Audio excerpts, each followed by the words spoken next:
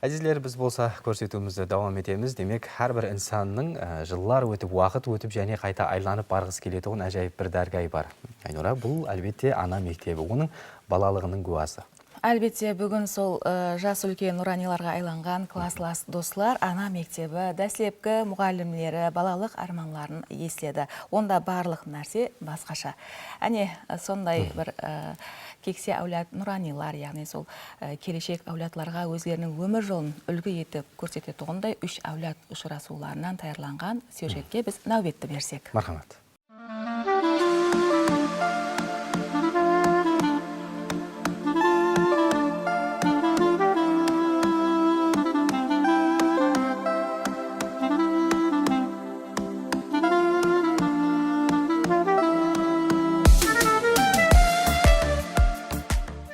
Мектеп құшағы, парталас достар, класслас қадырданлар.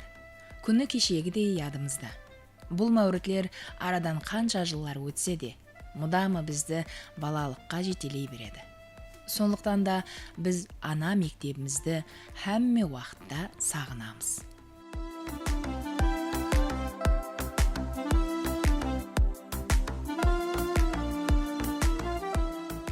1975 жылы мектеп босағасынан келешекке қанат қомлап ұшқан бұл қарлығашылар 50 жылдан кейін ана мектебіне қайта оралды. Олар классласлары менен сағынып көрісті, ұстазлары менен дидарласып, сол бақытлы жылларға қайтты. Мен өзім мектепке 6 жасымнан барғанмын. Сол сентябрьде балалардың ізіне еріп бар, мені жасым жетпейді деп журналға қоспай, октябрь айының аяғында ақыры 1-ші классқа мектепке оқуға алған. Енді ол уақытлар біздер 3-4 ауылдың балалары бір мектепте оқитын едік. Мектебіміздің өзі 2 қанада жайласқан комплексный класстар болатын еді. 1-ші, 3-ші класс 1 класс, 2-ші, 4-ші класс 1 класс оқытатын еді. Біздерді сол уақытта енді ауылдан 4,5 километрге жаяу баратын едік. Бастауыш мектепке. Хамит аға деген біздердің атамыз жай жәннетте болсын. Сол кісі біздерді мектепте бастауыш класста оқытты.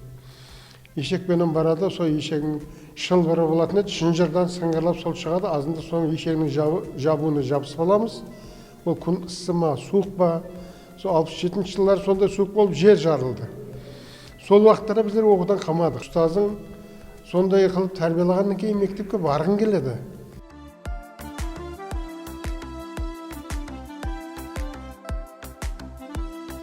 1965 жылы Қараөзек районы, Қараөзек ауыл бұқаралар жиыны аймағындағы 13-ші санлы Улума орта білім беру мектебіне 1-ші классына қадем қойған оқушылар кейін ала, ауылда тазадан бой тікілеген 12-ші санлы Улума орта білім беру мектебіне көшіп оқыды.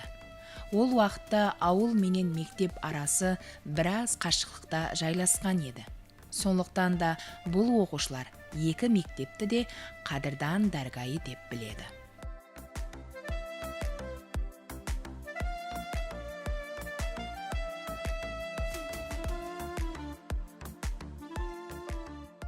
Міне біздер 1965 жылы мектепке барған болса, сол біздің өзіміздің ауылда мектеп болмады.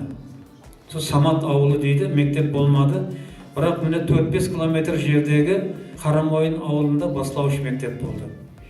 Міне сол бастауыш мектепке біздер Үскарада сол класстас достарымызбен бірге қатынап оқыдық. Қиыншылықтар болғанменен біз оқуға деген ықыласымыз жүдә күшті болды. Бұл 3 әулет ұшырасуында мақсатым сол, міне сіздер солардан өзіміздің жақсы тәрбиелеріңізді алып, Құдай қаласа сіздердің келешекте үлкен істерге қадам қоюыңыз керек. Кейін 1970 жылы сол ауылымыздан өз алдына мектеп салынып, сол мектепте міне сол отырған қаракөздер бірге біткеріп шықты.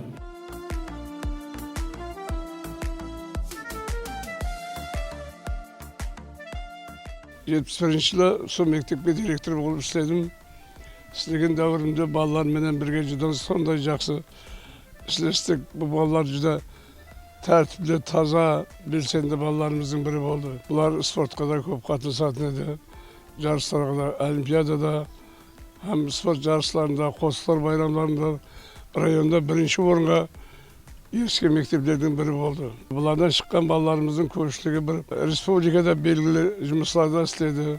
Министрдің орынбасары, мектеп директорлары, басқа да басшы жұмыстарда істеген балалар жүре көп.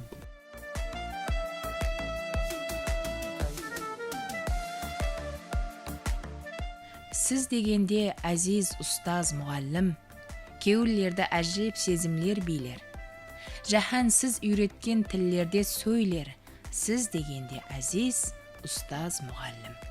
Әлбетте, ұстаз сондай әдеулі инсан. Ол әр бірімізді білім бағына жетелеген. Ол берген тәлім тәрбие бізге өмір бойы жолдас болады. Ұшырасу давамында шәкіртлер ұстазларына миннетдаршылық білдірді. Өмірде өз орынларын табуында әлбетте ұстазлардың айрықша минетлері бар екенлігін мақтаныш етті.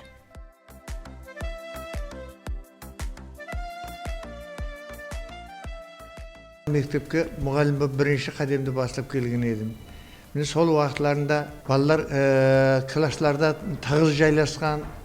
Мен өзім институт бітіріп келгеннен кейін Қараөзек совхозының центрінен осы мектепке атлы мотоциклменен қыстың қыраулы күні ыссы күндерде сон қатынап оқушыларға сабақ бердік. Ол уақытлардағы дәуірлер сондай қиыншылықтардан ібарат еді. Оқытқан оқушыларымыз ішінде шатағы да болды, мұғалімнің қаталдығы да керек, білімі де керек. Мұғалім білімлі болса, оқушыға талапшаң болса, ол уақытларында оқушысы да ұстазынан өрнек алған халда ертеңгі күнде өзінің өмір тағдырын жолын табатын адамдар болады. Оқытқан уақытымыздағы шәкіртлерімізден әзір мінекей өздеріңізге белгілі ел басқарған, халқымыздың қызметінде жарасқыл түрде қызмет істеген жігіт қызларымыз болды. Бұлар біздердің мақтанышымыз. Солардың бірін міне қысқаша айтып кетейін. Мінекей Гүлнара Нұрлепесова шайырымыз мінекей. Халық сүйіп тыңдайтын шайыр. Мінекей Әділбай Ерімбет деген баламыз болды. Өзінің сол білімділігіменен жоғары оқу орындарына кірді. Міне онdan қалса Орынбет Қожамберген деген ініміз. Сондай азаматларымыз келесі уақытларда да шығады деген үміттеміз. Мектепке келіп, бүгін жүдә үлкен толғаныстарға түстік.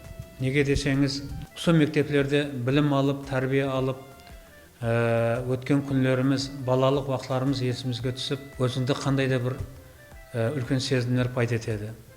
Мәселен, міне қазір оқушыларменен үшәулет ұшырасуы мысалында өттік. Сол оқушылардың алдында сол нәрсені мен сол пікірлеп айтқым келеді. Мәселен, міне біздердің сол бастауыш классларда, онан кейінгі классларда оқыған уақытларымызды салыстырған уақытта қазір аспан менен жердей.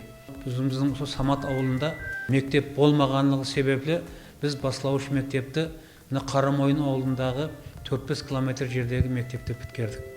Міне оқулардағы мектептегі мұғалімдерінің, бастауыш класс мұғалімнің мехрибанлығы, сондай дәрежеде балаларды білім беруі, тәрбие беруі жүдә һәммемізге ұнайтығын еді. Хамит аға, Сайымбетов, Гүлмағал апа, Қырғызбай аға деген ұстазларымыз сабақ берді.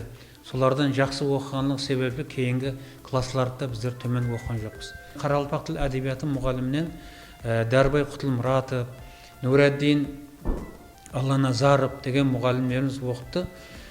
Сол мұғалімдердің берген тәрбиясы, білімі менен міне жоғары оқу орнына тапсырған уақытта Қарақалпақ тіл әдебиетінен баян жазған уақытларда бірде бір қате жібермей мен жоғары оқу орындарының университеттің мұғалімдерінен рахметлерін алдым. Бұнан қала берсе міне жәмиетлік жұмыстарда, әсіресе білімдендіру тарауында істеген уақытымызда со баянат жазу, ямаса мақала беру, болмаса басқа да жүжетлер таярлаған уақытта сол мұғалімдеріміздің біздерді жақсы оқытқанлары һәм уақытта алдымыздан шықты. Класста 26 бала біткерген болсақ, достымыз міне Қожаберген Орынбетов, Жұмағали Сайымбетов, Гүлзар Құтылмұратова, Айтгүл Абитова, бұлар біреу биолог болды, біреу Қарақалпақ тіл әдебиеті мұғалім болды, біреу дене тәрбиесі мұғалім болды, мен математика пәнінен мұғалім болдым. Міне бұл мектептің алған білімдеріміз еш уақытта жоғалған жоқ.